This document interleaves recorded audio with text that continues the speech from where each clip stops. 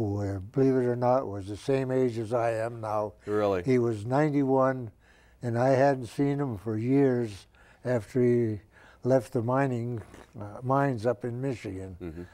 And they lived in the area? Yeah. Okay. And they lived in Seattle. Sure. And I went to ball games with him. I went up to Mount Rainier with him.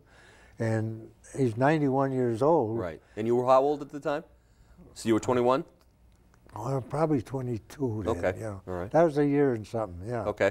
And while there, we went to Fort Lewis, Washington with him because my brother, who was 2 years younger than me, he volunteered for the draft and was sent to Fort Lewis, Washington. So he was in the Army? In the Army. Right. Because he had ROTC in high school, and he decided to go in the Army rather than the Navy. Sure. I don't think he liked the water. Then after that, I went back to San Francisco, and we went out to Pearl Harbor.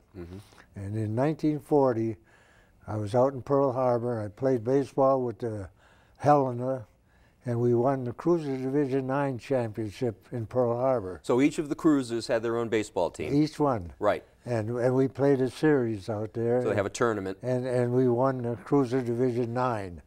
And there was probably 6 cruisers in that division. So you were champion at boot camp in Newport, Rhode Island. Yeah. And, all the way out to Pearl Harbor, and you're a champion again in the cruiser division. Yeah, and that's when I became a shortstop. Right.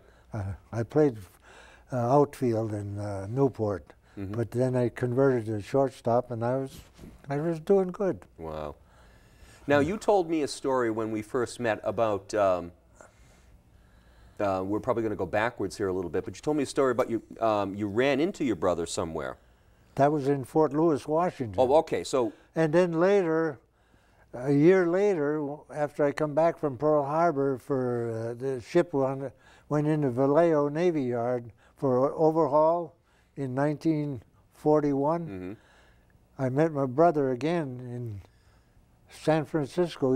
He was at the Presidio. Right. And I was at the Vallejo shipyard. So when you were visiting family the first time, you planned to see your brother? Well, no, I didn't plan to see him in Fort Lewis, Washington. It wasn't at home.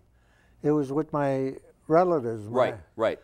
So you saw him there when he was in the Army, and then ran into him again in San Francisco. A year later, in San Francisco, he was at the Presidio, and that's a picture I have of him and I at Balboa Park. Right. Now, did you literally bump into him? But you had no idea he was there. I had no idea he was in the Presidio. So how did you come about the letters, you know. Letters back and forth. Back and forth, you know. Right.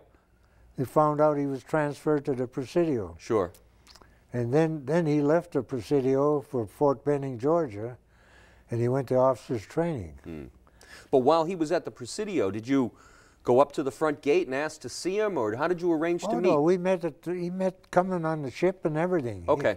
He met me in So you San told him Francisco. when you were going to be in San Francisco, and you connected that way? Yeah, we met every weekend, you know. Okay. Because he knew my friends, you know, we met and everything. We had a group. He always had friends. Sure. So how long was the ship laid up in San Francisco? Well, let's see. We were there from, I think it was from June till September. And that's when I got my transfer in September to the Hornet. But while you told me a story while you were in Hawaii, you showed me some menus for some of the diners and some of the places you ate while you were in Hawaii. Yeah.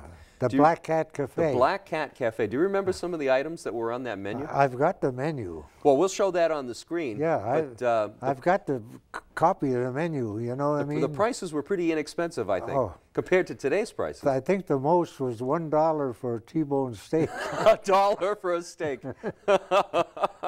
And if you had an extra cup of coffee, it was like a nickel or something, or if you got an extra slice of bacon, it was only 5 cents or something, you know what I mean? Sure. There was nothing like 50 cents, you know? Right.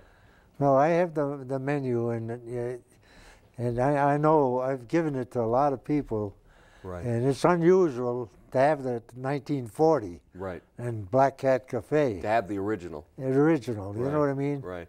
So your time in Hawaii was pleasant. Yeah. Yeah. Oh, Hawaii, I loved Hawaii. Right, right.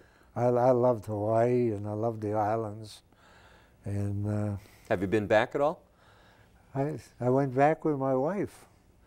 We spent a whole week, when we went back in, I don't know what year it was, but it was the year the volcano erupted. Oh, really? And we flew from the Pearl Harbor on the 4-engine prop plane over the volcano. Over the volcano? And to the Big Island. In our motel, the hotel in the Big Island, we could look out our room and we could see the volcano erupting. Sure. So you stayed on, so Hilo is the Big Island. Yeah, I don't know what year that was, Right. but it was the year it erupted. Right. My wife and I, we had a beautiful 5 days out there. Right. Well, let's backtrack a little bit. So let's cover some of the time at Pearl Harbor. So you left the Helena in September, prior to the attack. Yeah. And you made your way to. No, I didn't leave that's in September. Yeah. But that I was on the Helena. Yeah, the Helena. Sure, you right. weren't at Pearl Harbor during the attack. No. No.